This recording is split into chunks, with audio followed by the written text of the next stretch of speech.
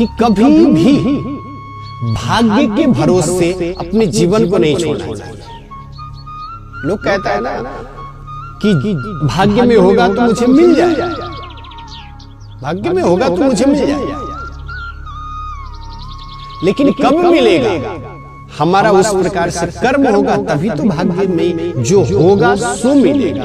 और कर्म हम यदि करना ही छोड़ दे और भाग्य के भरोसे यदि बैठ जाए तो जो भाग्य में भी आने वाला होगा ना वो भी दूर चला जाएगा, वो भी कोसों दूर चला जाएगा। इसी के लिए मेरे भाग्य में है, लेकिन अपना कर्म ही अच्छा होना चाहिए। परिस्थिति तो आती है और परिस्थिति आकर के किसी को हिलाने के लिए नहीं, उसको शिक्षा प्रदान करने के लिए आती है। उस परिस्थिति में मनुष्य को क्या करना चाहिए ये सिखलाने के लिए परिस्थिति आती है। देख आज तुम्हारा ये जीवन इस प्रकार से है, तुमको अब ये करना चाहिए, तुम इस रास्ते को तुम अपनाओ, तुम सफल हो जाओगे। अब विचार करिए, जिसके जीवन में परिस्थिति नहीं आई, जिसके जीवन में दुख नहीं आया, जिसके जीवन में कष्ट नहीं आई, जिसके जीवन में परेशानी नहीं आई, तो फिर जीवन का आनंद ही नहीं है, फिर जीवन का आनंद नहीं रह जाएगा। अरे जीवन में कष्ट आना, परेशानी आना, ये जब आता है ना तो हमको एक शिक्षा और हमको बड़े सजग और सावधानी पूर्ण सावधान करके और तभी जाना, बेटा तुम्हें तो ऐसे होना चाहिए, तुम इसमें ऐसे सुख में तुम भूल चुके थे, अब तुम्हें उस सुख को छोड़ करके तुम्हें इसमें इस प्रकार से ढलना चाहिए, इस मार्ग पे तुम्हें चलना चाहिए, तुम्हारा जीवन कृतार्थ हो जाएगा, तुम्हारा जीवन पावन हो जाएगा।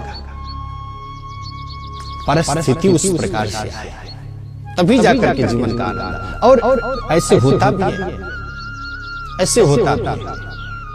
जब समुद्र का मंथन हुआ ना तो सबकी इच्छा थी कि हम समुद्र मंथन कर रहे हैं, अब हमको जो है अमृत प्राप्ति हो जाएगी, अमृत मिल जाएगा, अमृत हम पान कर लेंगे, हम अमर हो जाएंगे, हमको कोई मार नहीं सकता।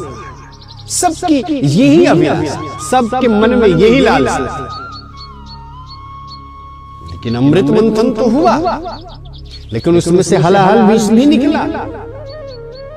विचार करिए, यदि उस पे अपना कर्म करना यदि देवता और दानव मिलकर के छोड़ देते, अब छोड़ो यार, अब क्या समुद्र मंथन करना है? जब भी समुद्र मंथन किया जा रहा है तो उसमें से हलाहल विष निकल रहा है, छोड़ो, मंथन करने की आवश्यकता नहीं है। ये विचार कब आता है? कायर लोगों के लिए आता है कि ये कार्य मुझसे नहीं होगा। बड़े ही सुंदर स्लोगन है, कुछ भी असंभव नहीं है, सब कुछ संभव है, कुछ भी असंभव नहीं है, सब कुछ संभव है, कुछ भी असंभव नहीं, तुम प्रयास तो करो। कायर बनने की आवश्यकता नहीं है। हम किस लिए कायर बने? किसके हम इस संसार में आए? तो कर्मठता के साथ हमें उस पथ पे हमें आगे बढ़ना चाहिए। कुछ भी असंभव नहीं। हाँ, ये हमारा मन और आत्मविश्वास पहले तोड़ देते हैं। क्या ये कार्य मुझसे नहीं होगा? ये जब सोच लेते हैं तो ऐसा लगता है कि अब हमें पीछे जाना चाहिए। और जीवन में जिसने इस प्रकार से कहा कि इसमें संशय है, तो ये समझ लो कि ये मरा, फिर उसकी आवश्यकता नहीं है। बढ़ोगे आगे, तुम्हारा आत्मविश्वास ही तुम्हें मार डालेगा।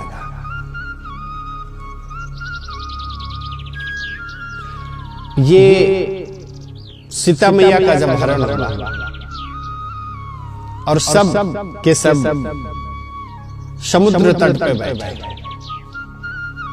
जामवंत जी महाराज अपने शब्द से कह रहे हैं, कोई है कि समुद्र को पार करके 100 योजन जाए, सीता मैया का खबर और पता लगा करके सब के सब ये कहना प्रारंभ किया, हाँ हम तो हैं, हम तो 16 योजन चले जाए, किसी ने कहा हम तो 32 योजन चले जाएंगे, किसी ने कहा हम तो 50 योजन चले जाएंगे, किसी ने कहा हम 60 योजन चले जाएंगे, और किसी ने कहा कि हम तो 90 योजन चले जाएंगे। जामवंत जी महाराज एकदम वहां सजग कर आते हैं।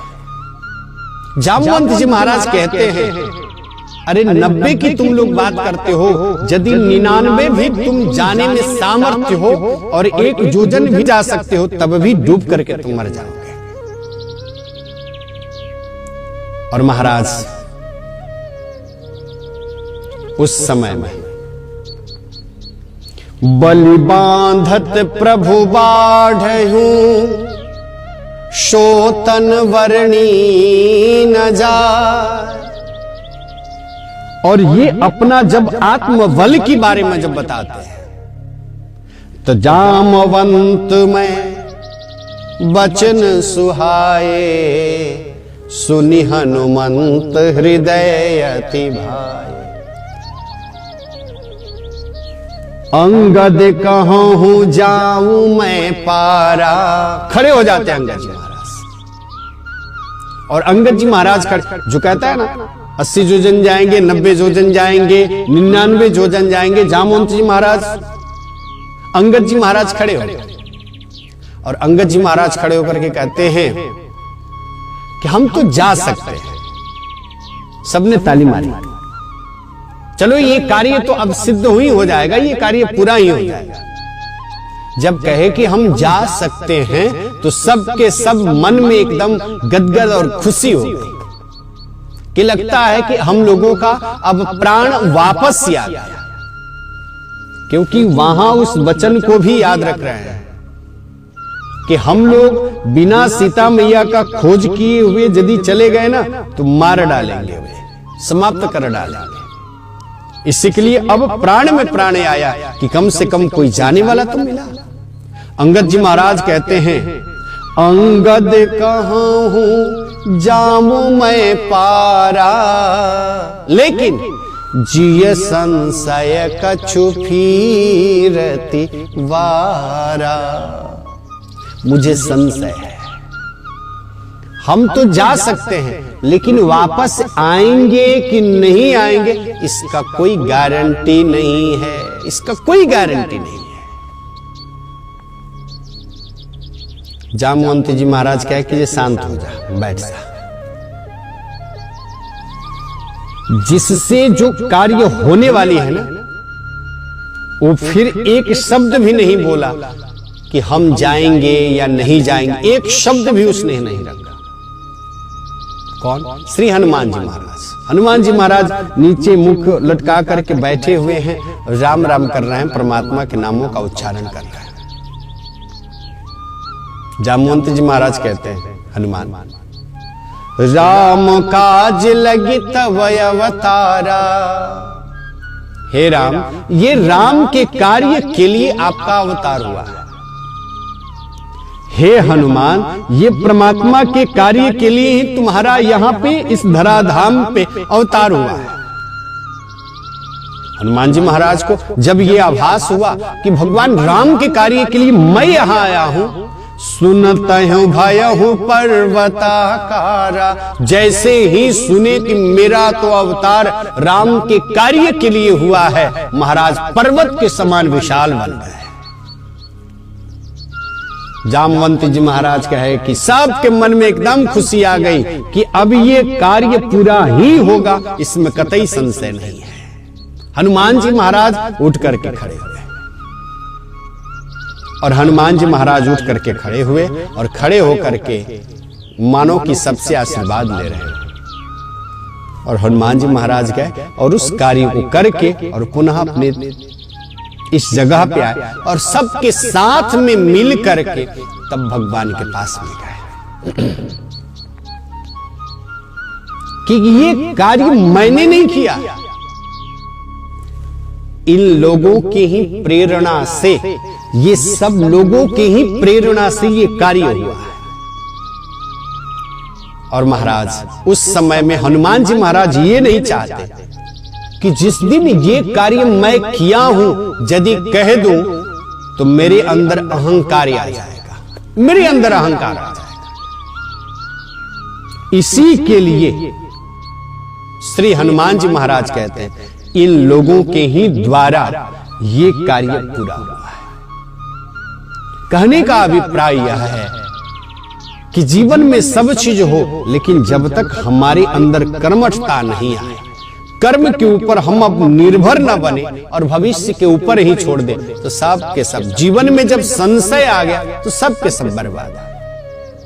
इसी के लिए जीवन में हमें संशय को परित्याग करके ईश्वर के ऊपर भरोसा रख करके और कार्य करिए, परमात्मा उसे अवश्य पूरा करेंगे, कतई संशय नहीं, और कार्य भी पूरा हो जाता है। इसी के लिए भीष्म पितामह जी महाराज बड़े ही सुंदर उपदेश करते हैं कि गृहस्थियों के लिए तो ये चाहिए कि कभी भी भाग्य के भरोसे जीवन जीना ही नहीं चाहिए।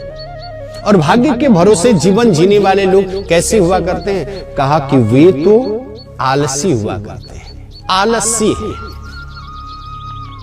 और मुझे आशा विश्वास है कि हम सब आलसी नहीं हैं। हमारे जितने भी श्रोता हैं ये सब आलसी नहीं है, सब के सब कर्मठता पूर्ण अपने जीवन को व्यतीत करने वाले हैं, परमात्मा के नामों का उच्चारण करने वाले हैं। और भगवान की जब भगवान के प्रति अपनी समर्पित भाव हो जाता है ना, तो फिर अपना ये कुछ नहीं रह जाता। जो करेगा परमात्मा करेगा, जो करेगा भगवान करेगा, बस उसी में अपना जीवन इतना आनंद पूर्वक निकल जाता है कि पता ही नहीं चलता।